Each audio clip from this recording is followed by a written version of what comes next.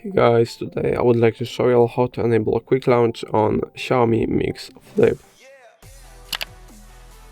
Firstly, go into settings, now scroll down and go into additional settings.